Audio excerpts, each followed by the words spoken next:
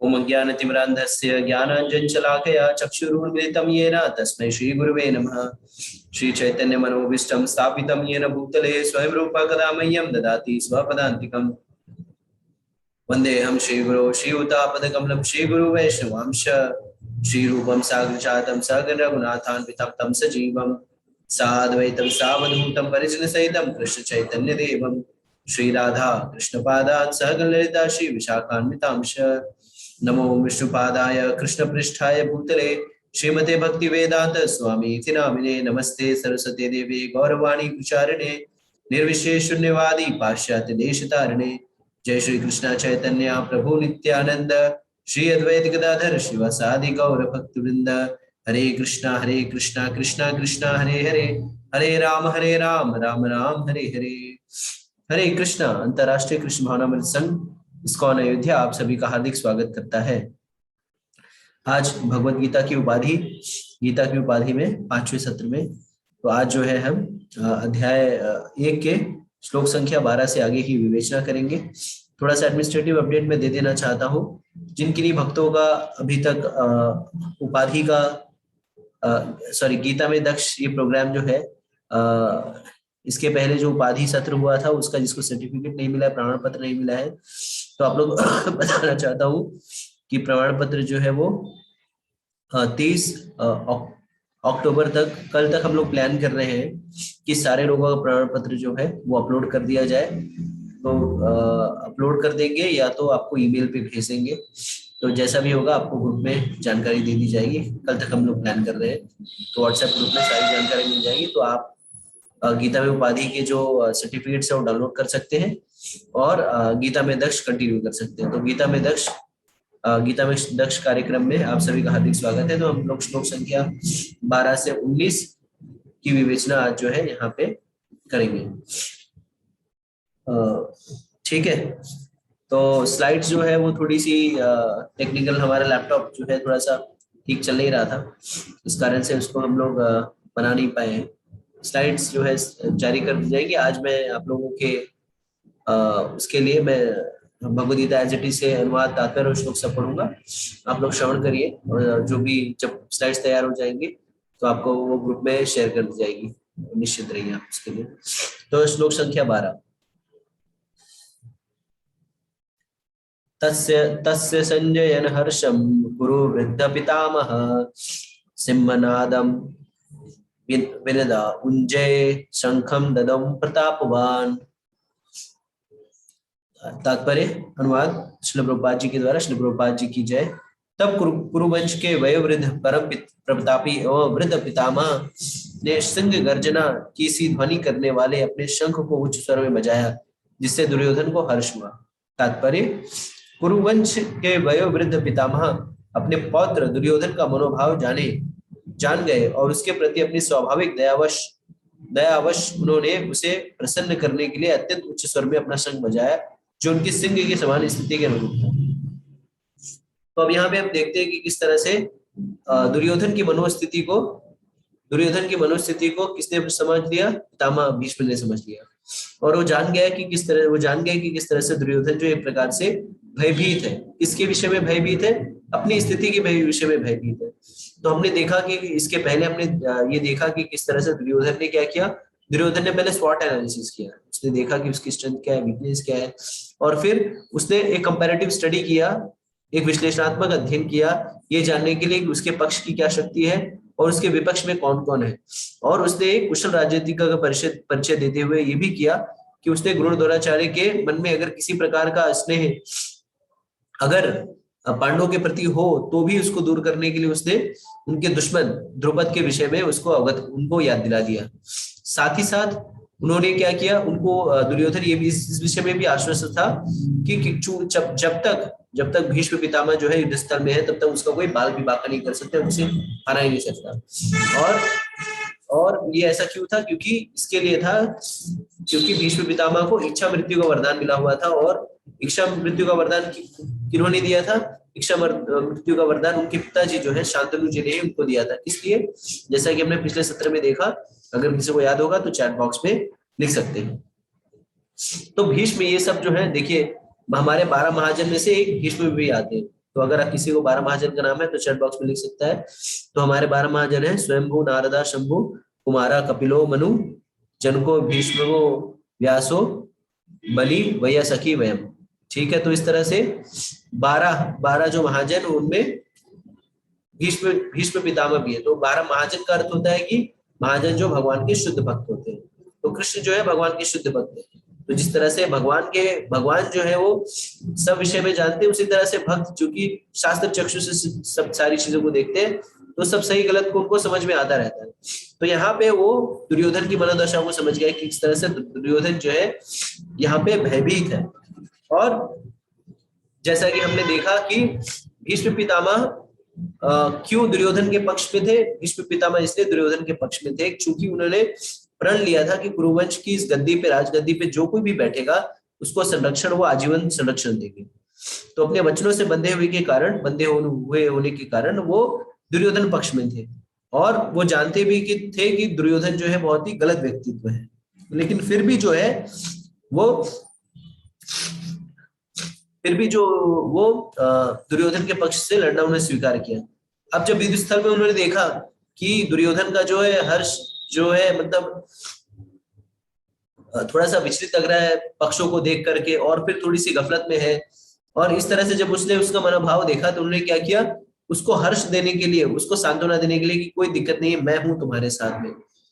और उसको करने के लिए उन्होंने क्या किया, शंख की ध्वनि, शंख जो है शंख बजा दिया।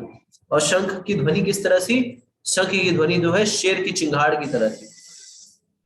तो आप सोच सकते हैं कि शंख की ध्वनि कितनी तीव्र रही होगी, जो शेर की चिंगाड़ की तरह जो है ध्वनि बजी थी। और ये जब ध्वनि, ये जब शंख जब बजा, और ये क्या घोतक है, ये भी घोतक है कि जो शेर होता है वही शेर जैसे शंख बजा पाएगा। तो यहाँ पे प्रभुपाद जी तात्पर्य में लिख रहे हैं कि शंख जो सिंह जैसा शंख था, उनके ही समान उनकी स्थिति थी। तो भीष्म पितामह क्या कोई मेमने थे, कोई डरपोक व्यक्ति थे? नहीं, वो प्रतापी राजा थे और उनके अंदर सिंह जैसा तेज था, इसलिए वो सिंह जैसा जो है उन्होंने शंख बजाया। फिर प्रभुपाद जी लिख रहे हैं, अप्रत्यक्ष रूप में शंख के द्वारा प्रत्यात्मक ढंग से उन्होंने अपने हताश पौत्र दुर्योधन को बता दिया कि उन्हें युद्ध विजय की आशा नहीं है, क्योंकि दूसरे पक्ष में साक्षात भगवान श्री कृष्ण। चूंकि हमने चर्चा की कि कृष्ण भीष्मदेव क्या है, भीष्मदेव जो है 12 महाजन में से एक है, तो भगवान के अनन्य भक्त है। तो उन्हें पूरी तरह से ये पता है कि अगर विजय किसी की होगी तो किसकी होगी, उसी पक्ष की होगी जिसमें कृष्ण होंगे। विजय वही पक्ष होगा जिसमें सत्य होगा। कृष्ण और सत्य अभिनय, इसलिए कहा जाता है सत्य परेशान हो सकता है लेकिन पराजित कभी नहीं होगा। सत्य की पराजय नहीं होती, वो सिर्फ परेशान होता है। तो भीष्म पितामह जो है वो शास्त्र में पटु है, शास्त्रों का उन्होंने अध्ययन कर रखा है, भगवान के महान भक्त है, तो इतना बेसिक से उनको अंडरस्टैंडिंग है ही। और इस शंख बजा करके एक प्रकार से जो हताश निराश जो दुर्योधन है, शांत देने के साथ साथ एक अपरोक्ष मैसेज भी दे दिया कि बेटा ज्यादा उड़ो मत। क्यों? क्योंकि हम किसी भी हालत में हमारी विजय नहीं हो सकती। क्यों नहीं हो सकती किसी भी हालत में? क्योंकि सामने जो है, सामने वाले पक्ष में जो है वो कृष्ण स्वयं उपस्थित है। तो जहां पे कृष्ण होंगे, जैसा कि भगवद गीता के आखिरी अध्याय में संजय कंक्लूड करते हुए लिखते भी हैं, यत्र योगेश्वरा कृष्णो यत्र पार्थो धनुर्धरा तत्र श्रेय विजया भूतिर ध्रुव नीतिर मतिर ममा। तो जहां पे कृष्ण होंगे और उनके अर्जुन जैसे अनन्य भक्त होंगे, वहीं पे विजय होगी, विजय और कहीं नहीं हो सकती। तो अगर जीवन में हमें विजयी होना है तो हमें किसको अपने पक्ष में करना होगा? कृष्ण को अपने पक्ष में करना होगा। कृष्ण को कैसे हम अपने पक्ष में कर सकते हैं? कृष्ण को अपने पक्ष में करने का अर्थ है सब कुछ कृष्ण की प्रसन्नता के लिए करना, कृष्ण के लिए करना। सब कुछ कृष्ण के लिए कैसे कर सकते हैं? तो भगवद गीता में कृष्ण बताते हैं, यद करोषि यदश्नासि यज्जुहोषि ददासि यद तपस्सि कौन्तेय तत्पुरुषम अर्पणम। तो जो भी कुछ करो वो कृष्ण को अर्पण करके करो, जो भी कुछ खाओ वो कृष्ण को भोग लगा कर खाओ। ठीक है, कोई भी कार्य जो है कृष्ण से पृथक नहीं होना चाहिए। तो जब आप सारे कार्य से मनसा वाचा कर्मणा से सब स्थिति में जब कृष्ण में हो जाएंगे तो वास्तविकता में कृष्ण आपके पक्ष में होंगे। और जब कृष्ण आपके पक्ष में होंगे तो उन्होंने खुद ही कहा है अर्जुन को डिक्लेयर करने के लिए, क्या डिक्लेयर करने के लिए कहा है? क्षिप्रम भवति धर्मात्मा शाश्वत शांति निगच्छति कौन्तेय प्रतिजानाहि नामे भक्ता प्रणश्यति। तो हे कुंती पुत्र अर्जुन, ये डिक्लेयर कर दो कि मेरे भक्त का कभी पतन नहीं होता। ठीक है, तो पतन नहीं होने से अर्थ है जो भगवान का अनन्य भक्त होगा उसका भगवान सदैव संरक्षण करेंगे। ठीक है, तो हमें क्या करना है, हमें असत्य के पक्ष, देखिए असत्य जो है, गलत काम जो है वो हमें तुरंत मजा देता है, तुरंत लाभ प्राप्ति के लिए लेके जाता है, लेकिन ये क्या चिरकाल तक रहता है? नहीं, ये चिरकाल तक नहीं रहता। ये जो तुरंत आनंद देने वाली जो विषय वस्तुएं हैं वो कुछ देर तक रहेंगी, उसके बाद उनका धीरे धीरे क्षय होने लगता है। लेकिन लेकिन भगवान की भक्ति, भगवान के लिए किया गया कार्य जो है वो चिरकाल तक रहता है। जैसा कि सेकंड चैप्टर में भगवान कहते हैं कि नेहा भी क्रमो नशो अस्ति प्रत्याभ्यो न विद्यते स्वल्पमस्य धर्मस्य त्रायते महतो भयात्। तो भगवान की थोड़ी भी भक्ति, थोड़ी भी पूजा अर्चना जो है हमें बड़े बड़े खतरों से बचाती है। तो इसके लिए हमें क्या करना है, भगवान के पक्ष में रहना है। तो भगवान के पक्ष में, इसके लिए देखिए अर्जुन और दुर्योधन का कंपैरेटिव स्टडी अगर हम करें तो अर्जुन और दुर्योधन दोनों गए थे परम पुरुषोत्तम भगवान श्री कृष्ण के पास, और भगवान ने खुला ऑफर दे दिया कि आपको क्या चाहिए। एक की तरफ नारायणी सेना है और एक की तरफ निहत्थे भगवान श्री कृष्ण। उन्होंने ये भी डिक्लेयर किया कि वो जो है युद्ध नहीं लड़ेंगे किसी भी पक्ष में। तो दुर्योधन ने क्या चूज किया? दुर्योधन ने चूज किया नारायणी सेना को, जो उनकी सेना थी। और कृष्ण ने किसे चूज किया? अर्जुन ने किसे चूज किया? परम पुरुषोत्तम भगवान श्री कृष्ण को। तो हमें क्या, माया, हमें माया और मायापति के बीच में से चुनाव करना है। तो हमें माया की जरूरत है क्या? नहीं, हमें माया की जरूरत नहीं, हमें मायापति की जरूरत है। अगर हम मायापति को ले लेंगे तो माया अपने आप ही हमारे पीछे आएगी। जैसे सारे लोग लक्ष्मी के पीछे भागते हैं, लक्ष्मी के पीछे भागते हैं, लेकिन हम किसके पीछे भागने चाहिए? हम लक्ष्मीपति के पीछे भागने चाहिए। क्यों? जब हम लक्ष्मीपति के पीछे भागेंगे तो लक्ष्मी जो है स्वयं उनके साथ में उनके साथ में आ जाएगी। ठीक है। इसके बाद प्रभुपाद लिख रहे हैं, फिर भी युद्ध का मार्गदर्शन करना उनका कर्तव्य था और इस संबंध में वो कोई कसर नहीं छोड़ेंगे। तो यहाँ पे प्रभुपाद जी बता रहे हैं कि एक तो वो जानते थे कि दुर्योधन का पक्ष जो है वो पराजित होने वाला है। क्यों? क्योंकि वो असत्य के साथ में है। दूसरा, कृष्ण जो है दूसरे पक्ष में है। लेकिन अब जैसे कई लोग ये प्रश्न करते हैं, अरे दुर्योधन जब महाजन थे, जैसे आप लोग भी कई लोग प्रश्न कर सकते हैं कि दुर्योधन जो है महाजन है, सॉरी भीष्म जो है वो महाजन है और वो तो सारे शास्त्रों को ज्ञाता है, वो जानते भी है कृष्ण भगवान है, तो फिर भी जो है क्यों वो कुरु पक्ष में क्यों है? तो यहाँ पे उसका उत्तर तात्पर्य बता रहे हैं कि फिर भी युद्ध में मार्गदर्शन करना उनका कर्तव्य था और इस संबंध में कोई कसर नहीं छोड़ना चाहते। तो भगवान का जो भक्त है वो अपने कर्तव्य का यथारूप पालन करता है, जो उसका स्वधर्म है उसका पालन करता है, वो उससे पीछे नहीं हटता। और भगवान क्या चाहते थे? भगवान जो है, जो वही लीला होती है भगवान अपने भक्तों के थ्रू करते हैं। कई लोग प्रश्न करते हैं कि पांडव जो थे वो भगवान के तो अनन्य सखा थे, पांडव जो है सदैव जो है भगवान के साथ रहते थे, फिर भी पांडवों को इतना कष्ट क्यों झेलना पड़ा? तो आचार्यगण हमें बताते हैं कि भगवान की जो लीलाएं हैं, भगवान की जो दिव्य लीलाएं हैं, उसमें कौन संगी बन सकता है, कौन साथी बन सकता है? जो भगवान की दिव्य भक्ति उस लीलाओं में भाग ले सकते हैं। और भगवान क्या करते हैं? अपने भक्तों को, अपने अपने शुद्ध भक्तों के ऊपर जो उनके ऊपर बीतती है उससे जो है जन सामान्य को जो है एक प्रकार से मैसेज पास आउट करते हैं। जैसा कि कहा जाता है कि अगर सास को क्या करना रहे, सास को अपनी बहू को समझाना रहे, तो सास क्या करती है? एक कुशल सास क्या करेगी? अपने बहू को डायरेक्ट ही नहीं समझाएगी, वो क्या करेगी? अपने बेटी के ऊपर डांट करके, बेटी को डांट करके जो है अपरोक्ष रूप से जो है अपनी बहू को समझाने का प्रयास करेगी। इसी तरह से भगवान के जो अनन्य भक्त है, शुद्ध भक्त है, वो क्या, वो भगवान की लीला में जो है इस तरह से क्या कहते हैं, पक्ष विपक्ष में रह करके भी वो भगवान की सेवा में सदैव लगे रहते हैं। जैसे विभीषण भी जो थे वो किसके पक्ष में थे? रावण के पक्ष में थे, लेकिन फिर भी उन्होंने क्या किया? भगवान की सेवा की। ठीक है, तो ये भगवान के शुद्ध भक्त हैं। तो इस तरह से हमें समझना चाहिए कि अगर आप असत्य के मार्ग पर हैं, अगर आप गलत कार्य कर रहे हैं, तो कितना भी जो है आपके पास सेना हो, कितना भी जो है आपके पास बहुत अच्छा प्लान हो, सब कुछ हो, लेकिन अगर आप गलत हैं तो अंतोगत्वा जो है, तुरंत तो नहीं, कई बार लोग हम देखते हैं कि जो गलत काम कर रहे हैं वो बहुत आगे बढ़ रहे हैं भौतिक रूप से, और भक्त जो है यथावत स्थिति में बने हुए हैं।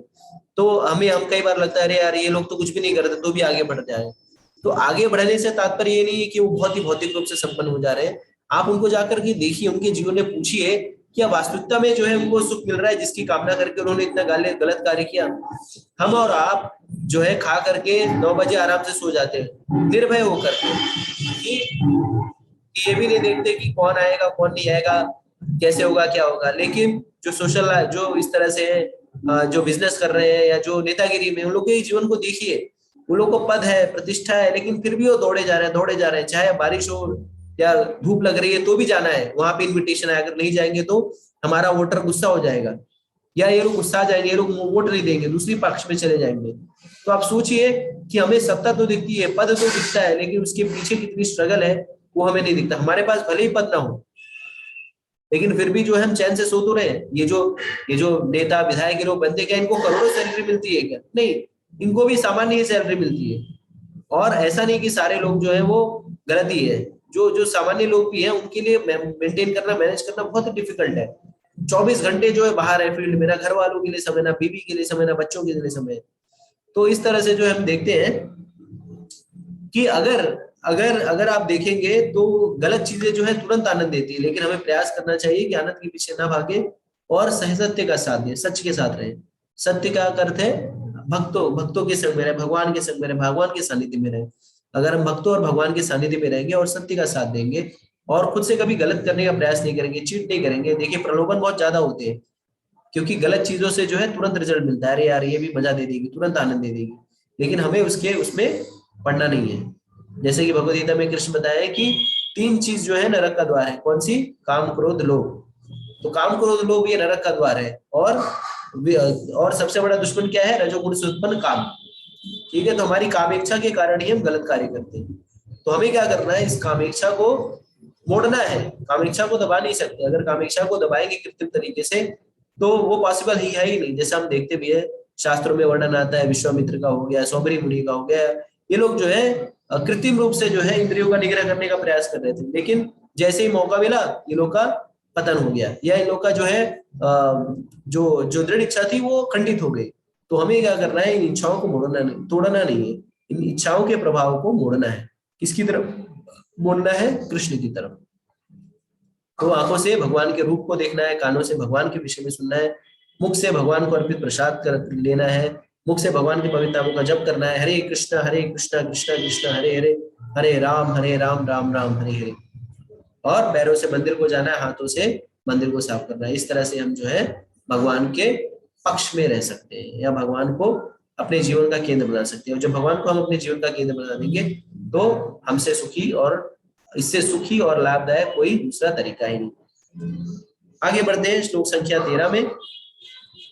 श्लोक संख्या 13 में जो है श्लोक संख्या 13 में भी जो है भीष्म देव के सिंह की गर्जना के विषय में शंख के बारे में बता रहे हैं। तो श्लोक संख्या 13 में कहा जा रहा है, तथा शंखश्च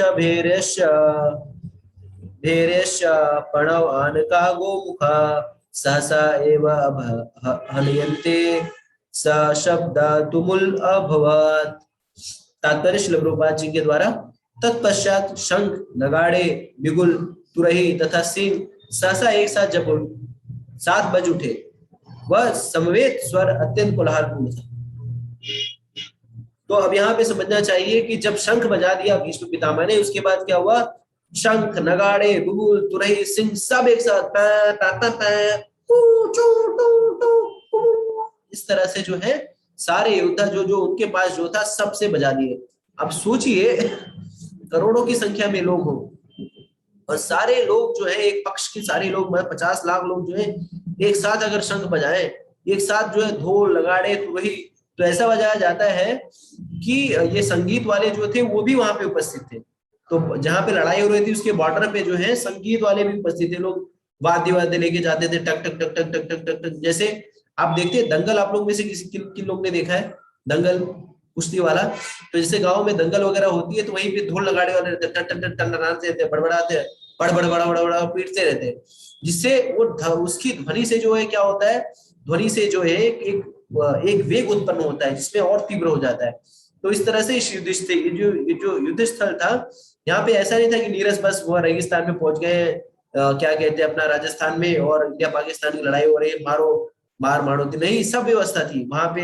हॉस्पिटल भी था एक प्रकार से जहाँ पे वैद्य लोग थे, चोट की व्यवस्था थी, शाम को जो है भंडारा भी होता था वहां पे। आप सोचिए ऐसा युद्ध स्थल जहाँ पे भंडारा भी हो। कभी आपने देखा है इंडिया पाकिस्तान में युद्ध हो रहा, भंडारा चल रहा है शाम को, अरे बहुत फाइटिंग हुई, चलो भंडारे में खाते हैं। या इंडिया चाइना का युद्ध हो रहा है, भंडारे के लिए व्यवस्था की जाए, यहाँ पे युद्ध को स्टॉप करो, भंडारे में पूरी सब्जी कचौड़ी खाए, ऐसी व्यवस्था है नहीं। लेकिन ये युद्ध स्थल जो ये युद्ध था वो अपने आप में यूनिक युद्ध था। क्यों? क्योंकि ये कर्तव्यों पे लड़ा जा रहा था। ऐसा नहीं कि शाम, जैसे हम लोग प्राय देखते हैं ना, सर्जिकल स्ट्राइक कब होती है? रात में सोते समय, दूसरा देश सो रहा है, सो के जाके बॉम्ब मार के आ जाते हैं, या कोई ये देश सो रहा है तो उसके सैनिक उस पर आके अटैक कर देंगे। यहाँ पे क्या होता है, अभी के समय में जो है वो पीछे से वार करते हैं, लेकिन पहले क्या करते थे, सामने से वार करते थे। और अगर कोई व्यक्ति अगर पीठ पिछा करके भाग गया, पीठ दिखा करके भाग गया, तो वो उसको बोलते थे हार गए।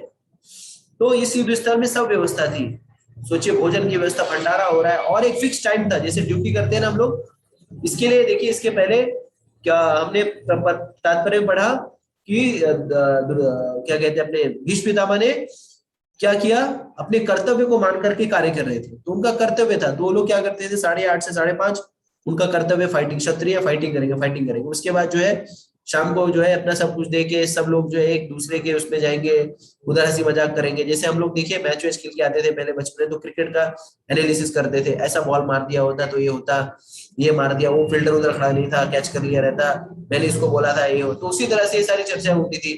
और और आपस में जो जाके बातचीत करते थे कि क्या करना है क्या नहीं करना है, कल देखिए क्या होगा।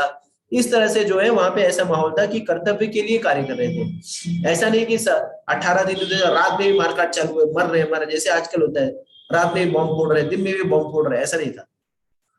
ठीक है, तो यहाँ पे जब जब जब भीष्म पितामह ने शंख बजा दिया, उसके बाद सारे लोगों ने क्या किया, अपने अपने जो भी छोटा बड़ा जो उनका पता, तुरही, नगाड़ा, सिंह, सब लोग एक साथ बजाने लगे। और जब इतना सारा कुछ जो एक साथ बजने लगेगा तो वहां पे कैसी स्थिति होगी, बहुत ही शांति प्रिय, कुछ बजा, बहुत अच्छा, बहुत बढ़िया स्वर बज रहा है, कोलाहल पूर्ण स्थिति हो जाएगी।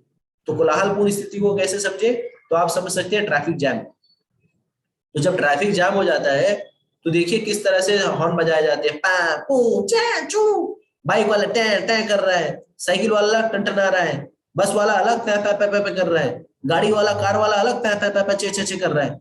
तो इस तरह से जो हर जगह जो है गुस्सा आ जाता है, यार क्या चल रहा है, बंद करो इसको। उसी तरह से वहां पे भी जो है स्थिति कोलाहलपूर्ण हो गई। अब जो है संजय बताते हैं भगवान कृष्ण और अर्जुन के विषय में। तो एक पक्ष के, कौरव पक्ष के विषय बता दिया कि उन्होंने शंख बजा दिया। अब वो श्लोक संख्या 14 में कृष्ण और अर्जुन के विषय बता रहे हैं। तो क्या बता रहे हैं, तथा श्वेते हया युक्ते महति सयन्दने स्थितौ माधवा पांडवा चैवा दिव्यो शंख प्रदुम्मता शंखो प्रदोमतु। अनुवाद, दूसरी ओर से श्वेत घोड़ों द्वारा खींचे जाने वाले विशाल रथ पर आसीन कृष्ण तथा अर्जुन ने अपने अपने दिव्य शंख बजाए। तात्पर्य श्रील प्रभुपाद जी के द्वारा, भीष्म देव द्वारा बजाए गए शंख की तुलना में कृष्ण तथा अर्जुन के शंखों को दिव्य कहा गया है। दिव्य शंखों के नाद से यह सूचित हो रहा था कि दूसरे पक्ष की विजय की कोई आशा न थी, क्योंकि कृष्ण पांडवों के पक्ष में थे। तो अब देखिए यहाँ पे डिफरेंस, संजय ने जब भीष्म ने शंख बजाया तो क्या बताया, इसको बताया वो चैट बॉक्स में लिख सकते हैं। जब संजय ने भीष्म ने शंख बजाया तो उसको क्या बताया कि उस संघ की नाद करने जैसा शंख था। अब वही संजय जब भीष्म और अर्जुन ने कृष्ण और अर्जुन ने शंख बजाया तो उसको क्या कहा, दिव्य कहा। दिव्य का अर्थ है ट्रांसेंडेंटल। ठीक है, तो दिव्य का अर्थ है जो तीनों गुणों के परे हो। तो शंख, अर्जुन के शंख को और कृष्ण के शंख को दिव्य कहने का तात्पर्य है, इससे ये इंगित होता है कि भगवान कृष्ण जो है वो तीनों प्रकृति के तीनों गुणों से परे हैं, वो त्रिगुणातीत है। ठीक है, तो कई बार लोग कहते हैं कि भगवान कृष्ण जब आते हैं तो यहाँ पे मनुष्य शरीर धारण करते हैं, रामचंद्र जी आते हैं वो मनुष्य शरीर धारण करते हैं तो मनुष्यों की तरह कार्य करते हैं। नहीं, भगवान भगवद गीता में कहते हैं अब जानाति मां मूढ़ा मानुषम तनुमाश्रिता परम भाव मा जानत तो मम भूत महेश्वर। तो जो मूढ़ व्यक्ति है, मूर्ख व्यक्ति है, वो ये सोचते हैं कि मैं इस कलयुग में आकर मानुषम तनुमाश्रिता, मैं मनुष्य जैसा शरीर लेता हूँ, बल्कि वो भूल जाते हैं मेरी दिव्य प्रकृति के बारे में। तो ये बहुत समझने वाली बात है कि भगवान का जो है वो सदैव दिव्य रहते हैं। और भी आगे कहते हैं भगवान जन्म कर्म चमे दिव्यम एवं वेदी तत्वता त्वक्ता देहम पुनर्जन्म नैति मामेति स्वचन। तो भगवान का जो जन्म और कर्म है वो भी क्या है, वो दिव्य है। और चूंकि भगवान के बजाए हुए शंख, अर्जुन के बजाए हुए शंख दिव्य है, इससे क्या इंगित हो रहा है, इससे ये इंगित हो रहा है कि दुर्योधन के पक्ष के विजय की कोई आशा नहीं। तो कोई तरीका नहीं है जिससे दुर्योधन का पक्ष विजयी हो सके। क्यों, क्योंकि दुर्योधन के पक्ष, दुर्योधन किससे लड़ रहा है, जो काल के स्वामी स्वयं है परम पुरुषोत्तम भगवान, उससे वो लड़ाई कर रहा है। और ऐसे, और पहली बात तो वो असत्य के सहारे है। तो असत्य की सत्य पे विजय कभी नहीं हो सकता। जैसे भगवान भगवद गीता में कहते हैं कि अच्छाई करने वाले का बुराई कभी नहीं हो सकता। तो हो सकता है कि हम लोग जो है किसी प्रकार से कष्ट में हो पाए, लेकिन ऐसा हो कि हम लोग जो है सत्य सत्य बोलने वाले या सत्य करने वाले जो है निराश हताश हताश हो सकते हैं, लेकिन उनके लिए कभी भी पराजय निश्चित नहीं है, पराजय नहीं होगी। इसके बाद प्रभुपाद लिखते हैं, जयस्तु पांडु पुत्राणाम येषा पक्षे जनार्दना। जय सदा पांडु के पुत्रों जैसे की होती है, क्योंकि भगवान कृष्ण के साथ है। और जहां जहां भगवान विद्यमान है वहीं वहीं लक्ष्मी भी रहती है, क्योंकि अपने पति के बिना नहीं रह सकती। अतः जैसे कि विष्णु या भगवान कृष्ण के शंख द्वारा उत्पन्न दिव्य ध्वनि से सूचित हो रहा था, विजय तथा श्री दोनों ही अर्जुन की प्रतीक्षा कर रही थी। इसके अतिरिक्त जिस रथ पर दोनों आसीन थे वह अर्जुन को अग्नि देवताओं द्वारा प्रदत्त था। इससे सूचित हो रहा था तीनों लोगों में जहां कहीं भी जाएगा वह विजय निश्चित है। तो अब हमें समझना चाहिए, यहाँ पे बहुत ही प्रैक्टिकल श्रील प्रभुपाद जी बता रहे हैं। क्या बता रहे हैं? कि जय सदा पांडु के पुत्रों जैसे की होती, क्योंकि भगवान कृष्ण के साथ होते। तो जहां पांडु के पुत्र होंगे, जहां के पांडु पुत्र के जैसे लोग होंगे, वहां पे विजय सदैव उनकी होगी। क्यों? क्योंकि भगवान के साथ रहते हैं। तो पांडु पुत्रों के होने के जैसे का अर्थ क्या है? पांडु पुत्रों के होने का अर्थ ये है कि जिस तरह से पांडवों के पुत्र जो थे, पांचों पांडव जो थे, पूरी तरह से कृष्ण पे आश्रित थे। इनफैक्ट पुत्री नहीं, उनकी बीवी, उनकी माँ, सब लोग जो है कृष्ण के ऊपर आश्रित थे। इनफैक्ट कुंती महारानी अपनी प्रार्थनाओं में श्रीमद् भागवतम में कहती है, विपदा संतुता शाश्वत तत्र तत्र जगत गुरु भवतो दर्शनम यत् स्यात् अपुनर्भव दर्शनम।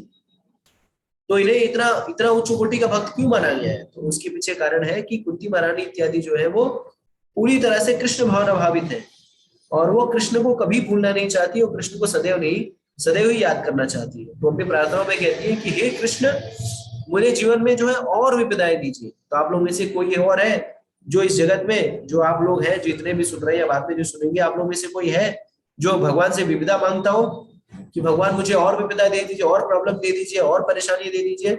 अगर कोई ऐसा है तो चैट बॉक्स में लिख सकता है। तो भगवान से क्या मांग रही है कि हे भगवान, मुझे और विपदाएं दीजिए। क्यों? क्योंकि जब मैं सुखी थी, तब जब मेरे ऊपर विपदाएं थी तो आप मेरे साथ थे। तो अगर आप देखेंगे भगवान कृष्ण जो है विपदाओं में सदैव इन पांडवों के साथ में थे। इनफैक्ट परीक्षित महाराज को मां के गर्भ से बचाते हैं, द्रौपदी को पांडवों को जो दुर्वासा मुनि के कर से बचाते हैं, द्रौपदी का चीरहरण होने से बचाते हैं, क्या क्या लक्ष्याग्रह से बचाते हैं, किस किस विषय वस्तु से भगवान जो है इन पांडवों को नहीं बचाते। ठीक है, तो कहती है माता कि आप मेरे साथ रहिए, क्योंकि आप जब हमारे पर दुख होता है तो आप हमारे साथ रहते हैं। तो ऐसे सुख का लेना ही क्या है जिसमें आप नहीं हो। और वो कहती है कि चूंकि आपका दर्शन करने से भवतो दर्शनम अपुनर्भव दर्शनम, तो आपका दर्शन करने मात्र से ही इस भवसागर का दर्शन नहीं करेंगे। तो अगर कोई भगवान की भक्ति करे, भगवान में सदैव रमा रहे, भगवान का चिंतन करे, भगवान को सदैव याद करे, भगवान को कभी नहीं भूले, ऐसा भक्त जो है उसे भवसागर के पुनः दर्शन नहीं करने पड़े। तो ये भवसागर क्या है? ये भवसागर भौतिक जगत है। ये भौतिक जगत क्या है? दुखालय या शाश्वत। दुखालय मतलब दुखों से भरा पड़ा। जैसे विद्यालय होता है, मंदिरालय होता है, रुग्णालय होता है, उसी तरह से जिस तरह से जो है दुखालय है। दुखालय मतलब दुख का आगार। तो अगर कोई व्यक्ति इस दुखों के आगार से बाहर निकलना चाहता है, इस जन्म मृत्यु जरा व्याधि के चक्र से बाहर निकलना चाहता है, तो उसको क्या करना है? उसे भगवान कृष्ण की भक्ति करनी है। ठीक है, और भगवान कृष्ण की भक्ति कैसे कर सकते हैं? भगवान कृष्ण की भक्ति कर सकते हैं भगवान के पवित्र नामों का जप करके। हरे कृष्ण कृष्ण कृष्ण हरे हरे, हरे राम राम राम हरे हरे। फिर आगे बता रहे प्रभुपाद जी, जहां जहां भगवान विद्यमान है वहीं वहीं लक्ष्मी रहती है, क्योंकि अपने पति के बिना नहीं रह सकती। तो अब साथ में क्या गारंटी दे रहे प्रभुपाद जी? बता रहे हैं कि जहां पे लक्ष्मी पति रहेंगे वहीं पे लक्ष्मी होगी।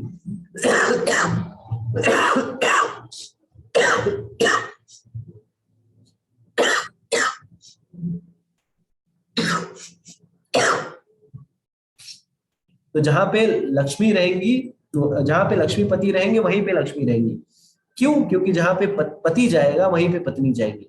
तो अगर कोई व्यक्ति जो है वो कृष्ण की भक्ति करता है, विष्णु की भक्ति करता है, तो उसे अलग से लक्ष्मी के पीछे भागने की आवश्यकता नहीं है। वैसे भी लक्ष्मी जो है चंचला है, जैसे लक्ष्मी आती है वो चली जाती है। तो अगर आपको लक्ष्मी को रोक के रखना होगा, तो लक्ष्मी को रोक करके रखने का अर्थ है आपको कृष्ण को अपने साथ रखना होगा, कृष्ण को रोक करके रखना है। तो लक्ष्मी आपके साथ रहेंगी। जैसे देखिए, अगर हम उदाहरण भी देते हैं कि जो सुदामा ब्राह्मण था, सुदामा ब्राह्मण जो थे वो बहुत अमीर नहीं थे, बहुत गरीब थे।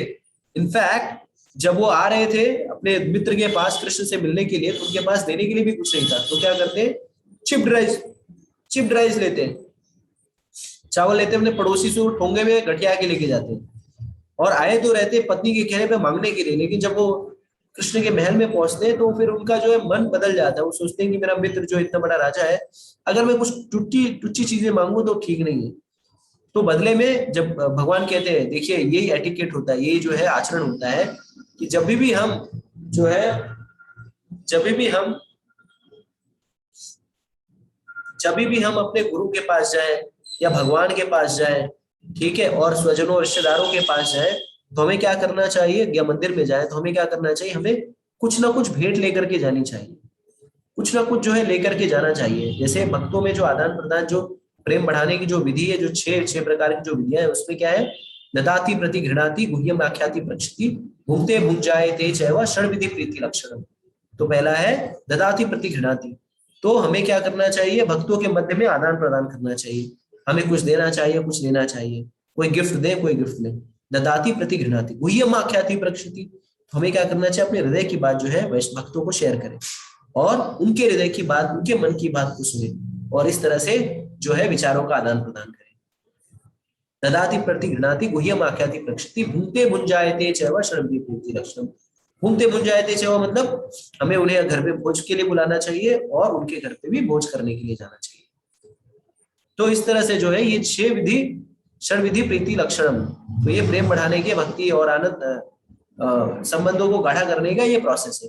तो हमें ये याद रखना है कि जब कभी भी मंदिर जाए, गुरुजनों के पास जाए या रिश्तेदारों के पास जाए, तो उन्हें कुछ ना कुछ लेके जाना चाहिए। मुझे याद है जब हम छोटे थे तो उस समय हमारे मामा इत्यादि जो हमारे घर पे आया करते थे, तो उस समय जो है पार्ले बिस्कुट हुआ करता था। तो वो क्या करते थे, आते थे पार्ले बिस्किट लेके आते थे, और जब मामा, तो हमारी फीस्ट हो जाती, पार्ले बिस्किट दो चार पार्ले बिस्किट सबको मिलता था, और हम लोग को खूब मौज हो जाता है कि यार पार्ले बिस्किट, मामा आए पार्ले बिस्किट लेके आएंगे, मिठाइयाँ लेके आएंगे, या कुछ ना कुछ लेके आते थे। गरीब से गरीब व्यक्ति भी 2 रुपए की पार्ले बिस्किट लेके जाता था। अब तो हम इतने अमीर हो गए कि हमारे पास देने के लिए कुछ नहीं रह गया। अब तो जाते हैं, अब तो कोई पानी भी नहीं पूछता। पहले किसी यहाँ पे जाओ तो लोग बैठाते थे, बैठिए भैया पानी पी लीजिए। पानी पीने का मतलब खाली पानी नहीं लाते थे, कुछ गुड़ रहेगा, गरीब कुछ भी नहीं रहेगा तो चीनी ला के देगा, भाई साहब चीनी के साथ पानी लीजिए, खाली पानी पीने की जरूरत नहीं। अब तो पानी भी नहीं पूछते कि पानी पीना भी है क्या। और जब रिश्तेदार जाने लगते थे तो क्या होता था, रिश्तेदार जाने लगते थे तो 5-5 रुपए या 2-2 रुपए जो है जेब में डाल के जाते थे, उसको विदाई बोलते थे। तो मामा आए 5 रुपए लेके गए, और 5 रुपए से क्या करते हैं, 5 रुपए का वो माँ ले लेती थी, अरे लाओ, मामा बोल के जाते चॉकलेट खा लेना, माँ बोलती थी लाओ मुझे दे दो। तो ये क्यों था ऐसा, तो आप देखेंगे ये एक प्रकार से ना एक तरीका था जिससे संबंधों को बढ़ाना।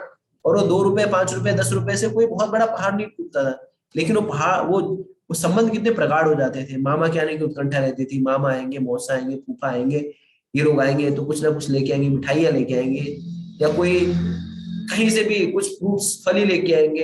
तो उससे एक संबंध, उनके लिए लालसा भी रहती थी कि मामा आ रहे हैं, फूफा जी आ रहे हैं, मौसा जी आ रहे हैं।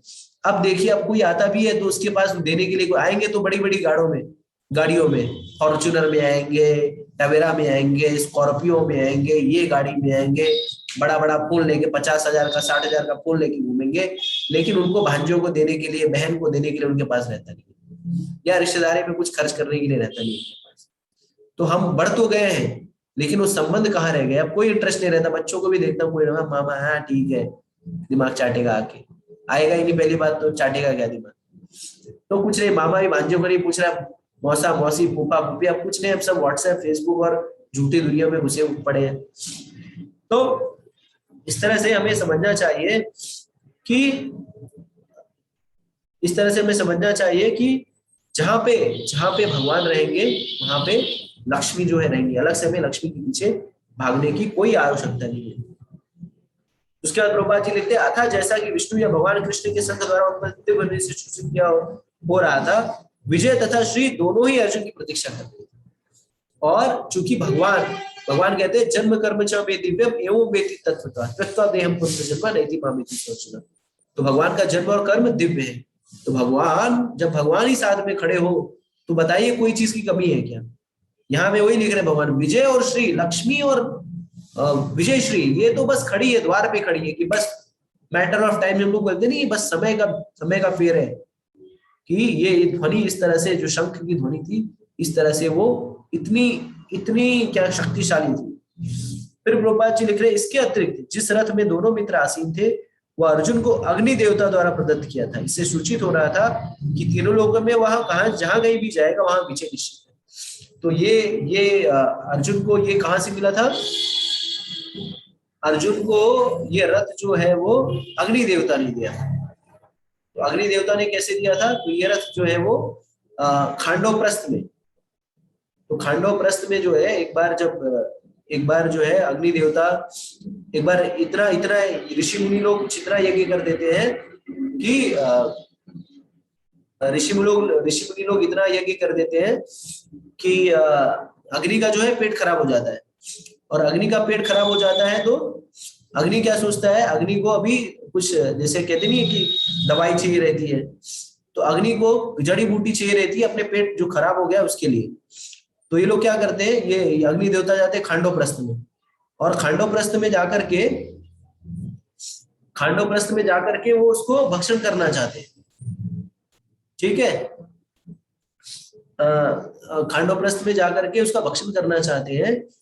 लेकिन क्या होता है, लेकिन ये जो खांडव प्रस्थ में उधर माया दानव रहता है जो कि इंद्र का मित्र रहता है, और इंद्र क्या करते हैं, बार बार जब ये अग्निदेव जाते हैं तो बारिश कर देते हैं, और इस तरह से ये लोग अर्जुन के शरण में जाते हैं अग्नि देवता। और फिर अर्जुन क्या करते हैं, अर्जुन वो है खांडव प्रस्थ में जो है, खांडव प्रस्थ में जो है इस तरह से अरेंजमेंट युद्ध होता है, और इस तरह से अरेंजमेंट होता है कि खांडव प्रस्थ में अग्निदेव जाकर के जो है वो अग्निदेव जाकर के वो क्या कहते हैं, उस फॉरेस्ट में उसमें अपना जाकर के अपने जो पेट का जो दिक्कत है वो जड़ी बूटी जो है लेकर के उसको खा पाए, और फिर इससे अग्नि देवता जो है बहुत ही प्रसन्न होते हैं। और जब वो प्रसन्न होते हैं तो अर्जुन को क्या देते हैं, अर्जुन को गांडीव देते हैं और रथ का एक जोड़ा देते हैं, रथ देते हैं, और साथ ही साथ जो है एक मतलब रथों की एक मतलब रथ और घोड़े साथ में देते हैं। साथ ही साथ जो एक ऐसा उनको वो देते हैं, वो तीर रखने वाला कि जो कभी खत्म ही नहीं होता। ठीक है, तो इस तरह से जो है वो उनको ये क्या कहते हैं कि इस तरह से जो है अर्जुन को ये रथ मिलता है।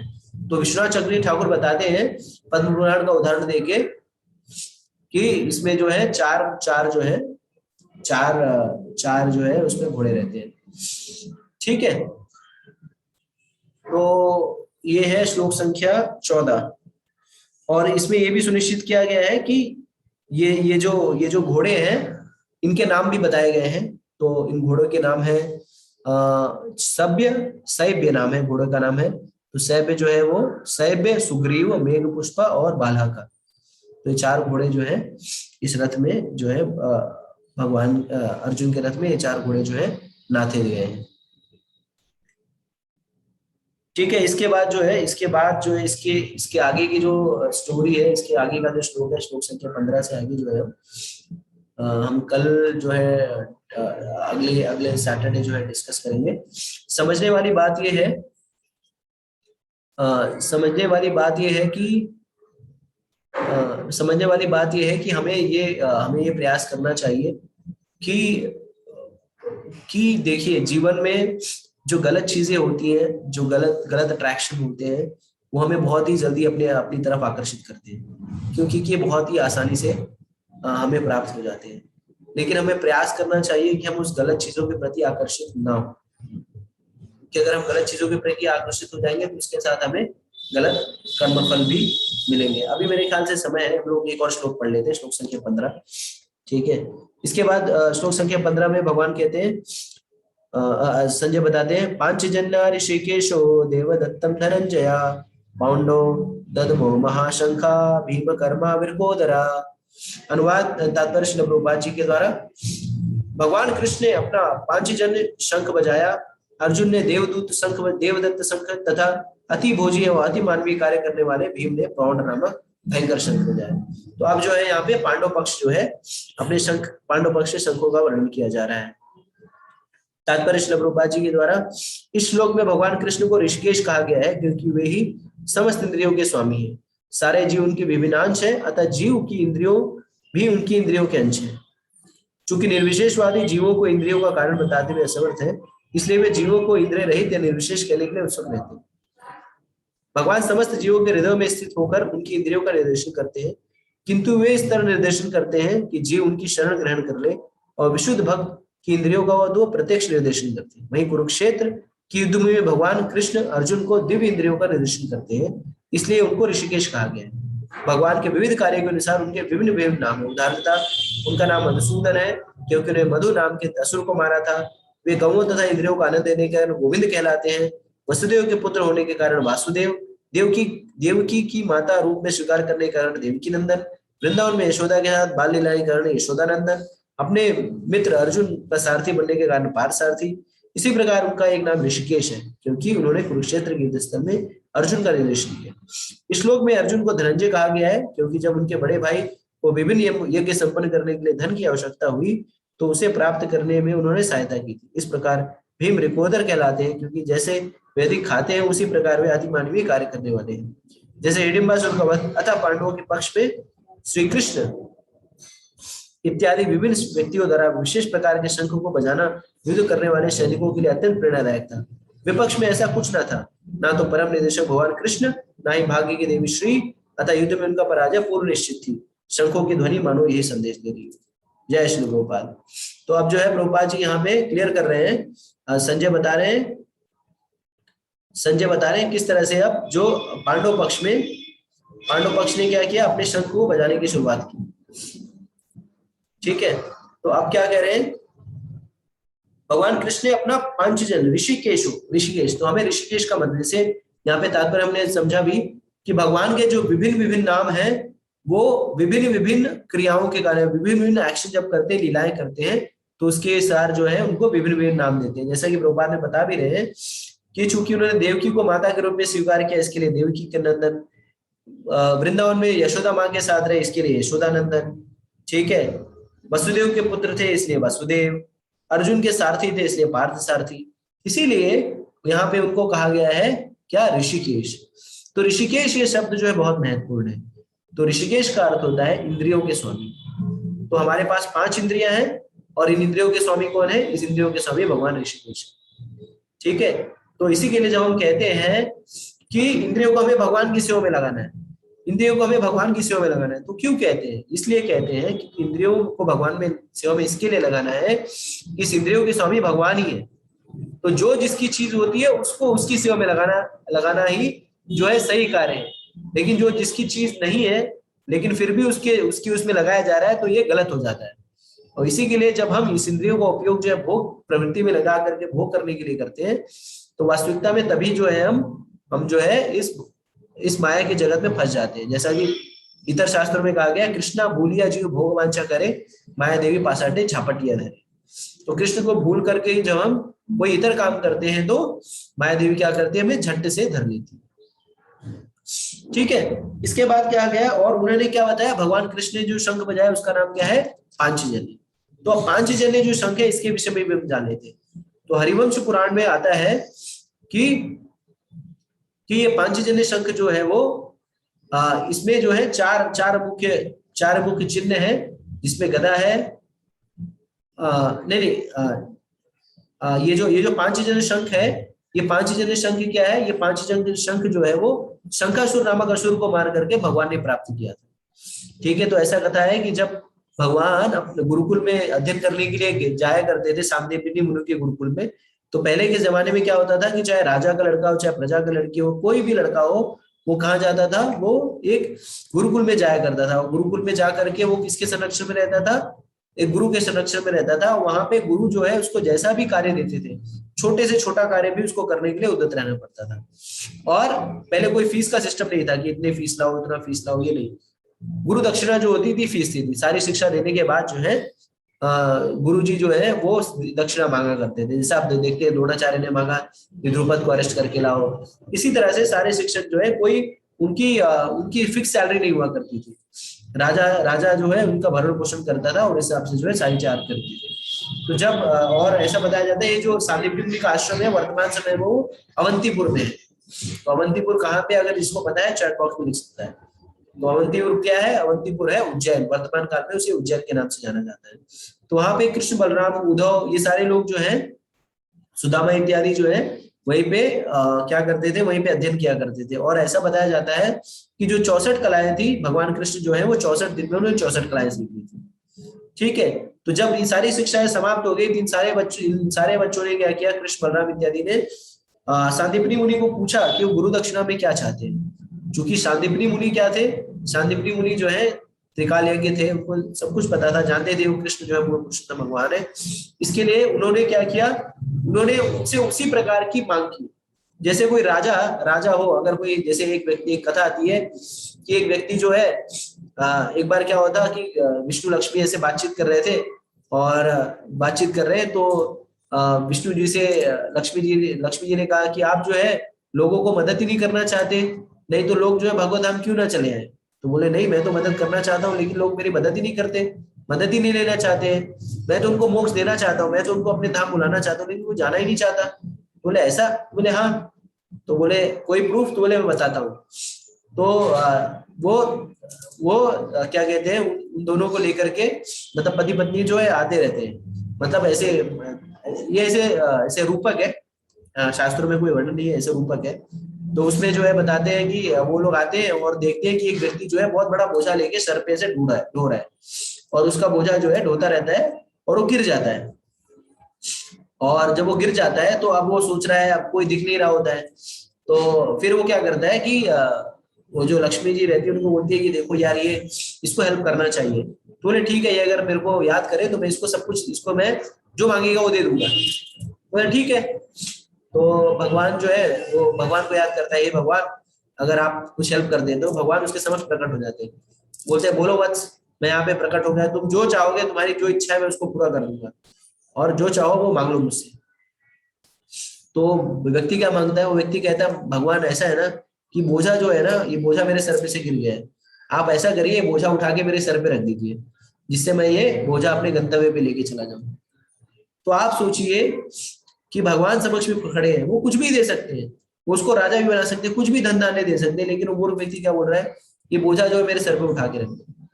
तो ये मूर्खता है। मतलब जिसका जैसा सामर्थ्य होता है, हमें उस तरह से, जैसे अंबानी आके पूछे कि आपको क्या चाहिए, बोलो, आप बोलोगे सर ऐसा 2000 रुपए की नोट दे दो मेरे को, आई मीन कोई मतलब नहीं है। तो जो जैसा व्यक्ति होता है हमें उससे वैसी मांग करनी चाहिए।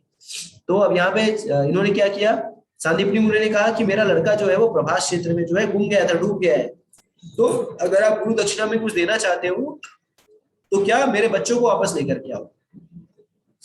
और ये एक्चुअली भगवान के लिए, भगवान से इसी तरह का कुछ मांगना चाहिए। तो भगवान ने बोला ठीक है। इसके बाद भगवान जाते हैं प्रभास क्षेत्र में, और वहां पे समंदर में जो है कूद जाते हैं। जब समंदर में कूद जाते हैं तो वहां पे पता चलता है कि शंखासुर नामक का जो असुर है, वो जो है वो जो है क्या कहते हैं, उसके पास ही उनके पुत्र हैं, और भगवान उसके पास जाते हैं और उसको मार देते हैं, लेकिन उस पुत्र का पता नहीं चलता। तो आगे चल के भगवान जाते हैं यमराज के पास, वहां से उसके पुत्र को लेके आते हैं, और वो शंखासुर का जो शरीर रहता है उसको लेकर के वो सांदीपनि मुनि के पास आते हैं। और जब वो सांदीपनि मुनि के पास आते हैं तो सांदीपनि मुनि क्या करते हैं, उस शंख का नामकरण कर देते हैं, और उस शंख का नाम क्या होता है, पांचजन्य। और तब से ये जो शंख है ये पांचजन्य कहलाने लगा। ठीक है, अगर आपको ये पहली बार सुना हो तो चैट बॉक्स में लिख सकते हैं, अगर नहीं, अगर समझ में भी आया तो भी चैट बॉक्स में लिख सकते हैं। इसके बाद क्या बताया, अर्जुन ने देवदत्त शंख बजाया। ठीक है, तो अर्जुन ने जो शंख बजाया उसका नाम था देवदत्त। तो ये देवदत्त शंख अर्जुन को कहां से मिला, तो ये देवदत्त शंख जो है अर्जुन को माया दानों से मिला, वरुण देवता के थ्रू। ठीक है, हाँ। तो ये जो देवदत्त शंख जो है वो वरुण देवता से माया दानों ने लिया था। ठीक है, और फिर इसको ये अर्जुन को इन्होंने दे दिया माया दानों ने, देवदत्त नामक शंख। फिर अर्जुन दुर्योधन सॉरी क्या नाम है, भीम के लिए क्या, भीम ने पौंड नामक भयंकर शंख बजाया। तो भीम को यहाँ पे दो तीन जो है एडजेक्टिव से संबोधित किया गया। क्या कहा गया है, अति भोजी तथा अति मानवीय कार्य। तो प्रभुपाद जी बता रहे हैं कि भीम को वृकोदर भी कहा गया है। भीम को वृकोदर कहा गया है, क्यों, क्योंकि भीम का जो पेट है उसमें एक प्रकार की अग्नि ऐसी थी, भयंकर अग्नि थी, जिसको जो भी खाते थे वो पच जाता था तुरंत। इस कारण से उनको बहुत जल्दी जल्दी भूख लगती थी, और जल्दी जल्दी भूख लगने के कारण जो है उनको उनको जो है बहुत भोजन करना होता था। और ये सिर्फ ज्यादा खाते ही नहीं थे, ये अति मानवीय कार्य भी करते थे। हम लोग खाते हैं सिर्फ खा खा के बैठ गए, खा खा के गधा बन गया, तो भीम सिर्फ खा खा के गधे नहीं बने थे, वो उस तरह से खा पी के वैसा कार्य भी करते थे, जैसे हिडिंबासुर नामकासुर को मारा इत्यादि। ठीक है, और उनको उन्होंने कौन सा शंख बजाया? उन्होंने पाउंड्र शंख बजाया, पाउंड्रामा। और यहाँ पे अर्जुन को क्या कह के संबोधित किया गया इस श्लोक में? अर्जुन को धनंजय कह के संबोधित किया गया है। तो धनंजय का क्या अर्थ है कि वो धनंजय का अर्थ है, धनंजय इसके लिए कहा गया क्योंकि अर्जुन ने क्या किया था? अर्जुन ने जो है उनके भाई युधिष्ठिर महाराज जब यज्ञ कर रहे थे, अश्वमेध यज्ञ, तो उस समय उनको धन की बहुत आवश्यकता थी। क्यों? क्योंकि यज्ञ करने में पैसा लगता है। पैसा लगने का अर्थ है कि ब्राह्मण आएंगे, पुरोहित आएंगे, उनको दान देना पड़ेगा, और प्रजा आएगी उनको दान देना पड़ेगा। और पहले के लोग खुल करके दान दिया करते थे, तो पूरा राज्य खाली कर देते थे, लेकिन जब पूरा खजाना देते थे ब्राह्मण लोग को, लेकिन ब्राह्मण लोग क्या करते थे? उसको गठिया के लेकर ही जाते थे, उसको वापस दे देते कि ये लो राजा, हमें तो इसकी आवश्यकता भी नहीं है। क्यों? क्योंकि हमारा इससे लेना देना ही नहीं है, आप इसको अपना पास रखो। और शास्त्रों में वर्णन आता है कि एक बार जब पृथु महाराज के समक्ष जब 4 कुमार प्रकट हुए, तो उन्होंने पूछा कि मैं क्या दूं आपको दान में? तो दान में मतलब उन्होंने कहा कि मैं आपको दे क्या सकता हूँ विप्रवर, ये सारा कुछ तो आपका ही दिया हुआ है मेरे को, तो मैं आपको क्या करूं, क्या दे पाऊंगा? ये तो सब कुछ, ये राजपाट, ये धन धान, ये जो वैभव सब आपका ही है। ठीक है, तो इस तरह से सारा कुछ जो है ब्राह्मणों को अर्पित किया। तो उस समय जब धन की आवश्यकता थी, तो भगवान के निर्देशानुसार अर्जुन ने क्या किया? उत्तर की तरफ गए, और वहां पे उन्होंने बहुत ही धन का पहाड़ था, जहाँ पे सोने के सब कुछ थे, वहां से उन्होंने प्रचुर मात्रा में धन ले आए, जिससे कि ये यज्ञ संपन्न हो पाया।